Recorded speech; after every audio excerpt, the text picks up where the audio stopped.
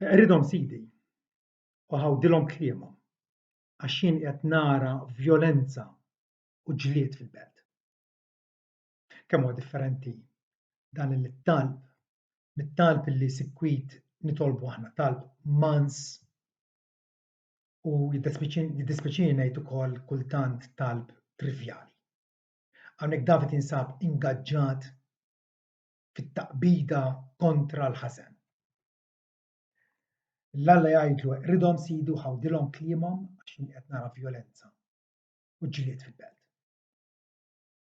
Għandna bniedem hawnhekk li mhux komdu, li huwa mħawwad għax qed jgħix f'dinja maqluba sotta sopra. Però niftakru li David hawnhekk mhux sempliċement qed jitkellem bħala David, ma qed jitkellem ukoll bħala tip u kelliem għal Kristu. Bħalli kieku Kristu mqar qabel ma twieled fostna kien qed jitkellem permezz ta' dawn il-salmi imprekatorji li huma espressjonijiet tal-ġustizzja infinita ta' dak li huwa Alla u bniedem, ta' dak li l-Bibja tiddeskrivi bħala l-ġust, ta' dak li rrabja u ħada kontra dawk li kienu qegħdin jaqilbu l-qima tal-Alla f'kummerċ. Kif għamel il-sawt bil-ħbula u keċċa lil dawn il-reliġjużi ipokriti ma kienu xejn ħlief negozjanti mit-tempju qaddis tal-Alla. U qalilhom tagħmlux dar missieri dar tan-negozju.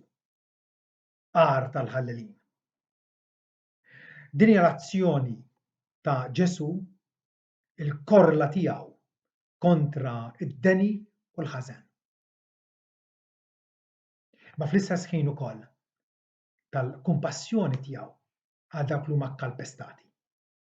Dawk li huma kkalpestati bħalma kien David missjuq ikkaċċjat, Sawl qed ifittex ħajtu biex joħodielu.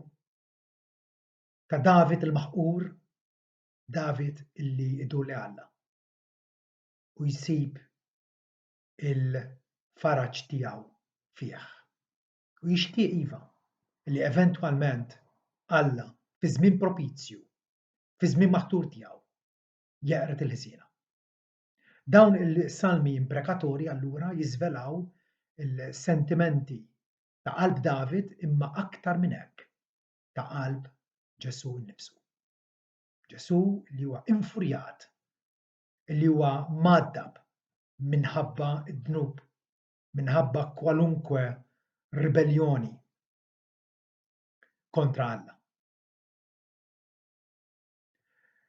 Is-salmi imprekatorji huma wkoll għandhom diversi għanijiet oħra, diversi skopijiet għala jiffurmaw parti mill-Bibja mqazza. L-ewwel nett juru il-ġudizzju ġust tal-Alla fuq il-ħżiena.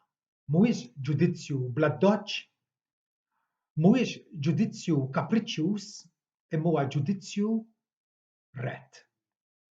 Salm 58 vers 10 jgħidilna il-ġust jifraħ x'injara il-ħaq iseħħ u jaħsel saqajh fid-demm tal-ħsiena. U l-bnedmin jgħidu tassew li hemm ħlas għall-ġust, tassew li hemm Alla li jagħmel ħaq fuq l-art. Iva, meta naraw il-ħaq ta' Alla isir, għandna nifirħu.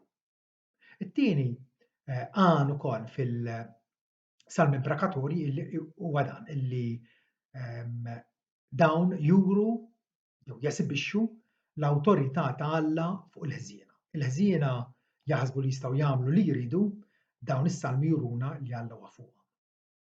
Li Alla huwa suprem fuqhom. Salm 59 vers 13 David jgħid temmhom fil-għadab tiegħek. Temmhom biex ma jqumux aktar. U ħajarfu li Alla isaltan fuq Ġakob sat-trufijiet tal-art. Fuq il-5 kontinenti ma lebgħet irjieħ Alla isaltan fuq l-art. Għal darba meta naraw l-inġust, l-xellerat, il-midaj, l-idolatra, dak li opponi l-Alla meqrut ta' bilħaq ngħidu Alla huwa fuq kulħadd. Imbagħad ukoll hemm għan ieħor illi waslu lill-ħżiena biex ifittxu lill-mulej. Alla juri l-ġudizzju tiegħu biex imqarr il-ħżiena ifittxuh. Salm 83 vers 13. Naqraw Alla tiegħi għamilhom bħal tromba tar-rieħ, bħal karfa quddiem iż-żiffa, bħal nar li jaħraq il-masġar u bħal ħuġġieġa li tqabbad il-muntanji.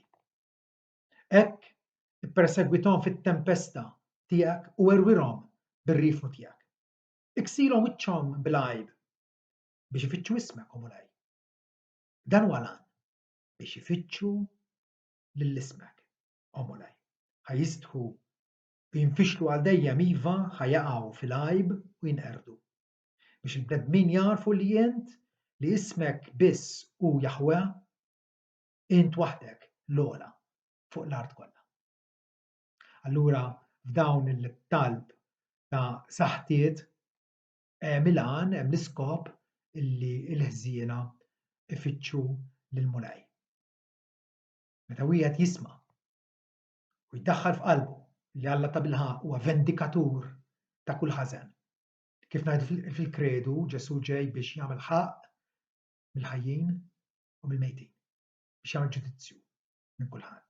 Li huwa dak li jippremja t-tajbin imma wkoll jikkastiga ħżiena. Imbagħad il-ħżiena jkunu motivati minn issa biex iduru lejn il-mulej sakemm għad hemm l-okkażjoni. Mbagħad ukoll hemm għan ieħor għala hemm dawn is-salmi imprekatorji il għaliex il-ġusti. Meta jaraw il-ġudizzju jseħħ ifaħħru lil Alla. Il-ġusti ifaħħru lil Alla. Meta Alla jieħu azzjoni. Salm 7 vers 12 jekk wieħed ma jindimx Alla sejfu jissenna għalih. Il-qaws tiegħu jissikka u jżommu bil-lest. U ħejja l-armi tiegħu għall-mewt, il-vleġeġ tiegħu għamilhom għodda mikwija. Ara, il-ħażin bil-ħażen iħoss l-uġigħ tal-ħlas u jitqal bil-ħsara u jilgħed il-gideb. Ħaffer ħofra u fannada u fil-ħofra l-ħaffer waqa'. Fuq rasu stess tafa' l-ħsara tiegħu u fuq qaratu tinżel id-dnewwa tiegħu. Lill-mulej infaħħar għall-ħaq tiegħu u fuħrija nanni lill-isem il-mulej il-ogħla. Meta l-ġusti jaraw kif Alla ta' bilħaq jintervjeni, Alla jintervjeni xi darba oħra biex jaqret il-ħażin. Lill-mulej infaħħar għall-ħaq tiegħu. Għaliex l-emejl ta' Alla huma kollha ġusti, kollha ġusti. U ta' min ifaħħarhom. Allura, x'se nikkonkludu dwar dawn il-salmi imprekatorji? Meta Ġesu għallimna nitolbu tiġi saltnatek, ħadd tiġi saltnatek, talba għal qalbna ħafna. Indirettament jekk tirrealizzaw qegħdin ninvokaw il-ġudizzju divin fuq is-saltniet kollha tal-art. Fuq dawk kollha li opponu r-renju divin. Dawk li huma kontra s-saltna tagħna għad ikunu meqruda. U aħna qegħdin nitolbu għalija din. Dawn is-salmi jikkonvinċuna b'mod vividu, b'mod grafiku ħafna, b'mod memorabbli li saltna tagħna ma tistax tiġi mingħajr ma jkun meqrud id-dominju ta' Satana. Qabel ma Alla jistabbilixxi u joħloq smewi ġodda u għar ġdida li fihom jammar il-ħaq jew jammar il-ġustizzja, Alla ikolli jeqret is-saltniet ħażiena ta' id-dinja. Rivelazzjoni 19 vers 11 u rajt is-sema jinfetaħ u ara żiemel abjad u dak li kien riekeb fuqu jismu fidilu veru u bil-ġustizzja jagħmel ġustizzja u jitqabad. Għajnejh kienu qishom fjamma tan-nar u fuq rasu kienu ħafna kuruni. Kellu isem miktub li ħadd ma kien jafu ħliefu. Libes mantar maddas fid-demm. Hawn huwa Ġesu li jagħmel vendetta fuq il-ħżiena. Ismu kien il-kelma tagħna. U l-eżerċitu li kellu fis-sema mar warajh fuq żwiemel bojgħod lebsin għażel fin abjad u nadif. U minn fomu kien ħireġ sejf misnun biex jidrob bih il-ġnus u jirajhom b'xettru tal-ħadid u jaffeċ fil-masar tal-inbit tal-qilla u l-għadab tal-Alla li jista' kollox. Imbagħad l-awtur kompli jiddeskrivilna kif il-dbib, il-bima flimkien ma' slaten tal-art u l-eżerċiti tagħhom inġabru biex jagħmlu gwerra kontra Ġesu, kontra l-eżerċitu tiegħu, però l-dbib inqabad u miegħu il-profeta qarrieq li kien jagħmel il-mirakli qudiemu li bihom qarraq il dawk li kienu kellhom il-marki tad-dbib u dawk li kienu jqimu x-xbija tiegħu dawn it-tnejn kienu mitfuqin ħajjin fl-għadira tan-nar jaħraq bil-kubrit. U l-bqija kienu maqtulin bis-sejf ta' dak li kien ħireġ, ta' dak li kien irriekeb fuq iż-żiemel. Sejf li kien ħireġ minn fommu u t-tjur kollha xebgħu b'laħamhom. Xena ta' bilħaq impressjonanti kif meta Alla jqum biex jiġġudika imbagħad il-ħżiena ċertament ma jħarbux. Għalissa jistgħu jitmasħru b'Alla, jistgħu jaħsbu li jistgħu jgħaddu biżmien, però r-rebħa ċertament jagħti Alla. U aħna li ilqajna l-Evanġelju ta' Sidna Ġesu Kristu irridu nkunu favur Alla. Favur Alla f'din it-taqtija qalila f'dan il-konflitt kosmiku bejn it-tajjeb u l-ħażin. Biex issir il-volontà ta' Alla allura fuq l-art jeħtieġ ikun hemm it-tixjin tal-ħażen. Il-ħażen ma jistax jinqered mingħajr il-qirda tal-midinbin li jieħdu pjaċir bih u jixxaħxu fih. Illum ħafna Kristjani huma influwenzati b'sentimentaliżmu marradi, ħafna emozjonaliżmu fals. M'għandhomx fihom il-mentalità ta' suldat tal-Evanġelju. Flok ma jirċievu f'qalbhom u jgħannu b'xoftihom l-għanijiet militari tas-sultan taslim, ħsiebhom biex jagħlqu għajnejhom għar-realtà. Is-salmi imprekatorji huma l-għanijiet militari tas-sultan taslim. Ġesu jistabbilixxi sliem u dak il qal jien ma ġejtx biex inġib is-sliem fuq l-art, ma ġejt biex inġib sejf. Għax se nifred il-missier mill-liben, il-bint minn omma. U din hija l-korsa tal-Vanġelu. U aħna ma nistgħux inkunu newtrali, ma nistgħux nżommu fit-triq tan-nofs. Min mhux miegħi kontra tiegħi. U min ma jiġborx miegħi iferrex. Allura imissna niffukaw l-attenzjoni kollha tagħna fuq il-jeddijiet tal-Alla, fuq id-dritt tal-Alla fuqna u mhux fuq it-tolleranza tad-dnub. Li nagħbuha ta' paż ma qed jiġri xejn. Bħalli kieku ma qed jiġi xejn barra min-normal. Ma ninsew qatt li qegħdin ngħixu f'dinja bidajja u traditura għal Alla. Dinja li ma tixtab bih. U allura flok nistħu mis-salmi imprekatorji jew nippruvaw niskużawhom.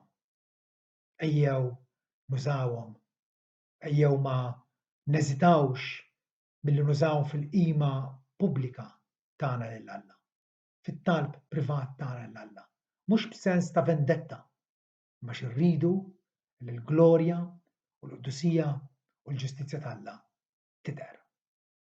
U Alla ikun magnifikat fuq l-art. Jekk nagħmlu hekk, nġibu rivoluzzjoni kopernikana fil-mod kif navviċinaw l-Alla u nitolbuha. Rivoluzzjoni kopernikana qed ngħid li nibdew naraw l-affarijiet radikalment differenti. Copernicus kien dak l-astronomu li ħareġ bl-idea li mhux il-pjaneti u x-xemx iduru mad-dinja. Mad-dinja u l-pjaneti iduru max-xemx. U fi żmienu din l-idea kienet rivoluzzjonarja. Hija l-verità, il-pjaneti kollha inkluża l-pjaneta tagħna d-dinja iduru l-koll max-xemx. Copernicus ġab rivoluzzjoni sieħa fl-astronomija. U hekk irridu nagħmlu aħna.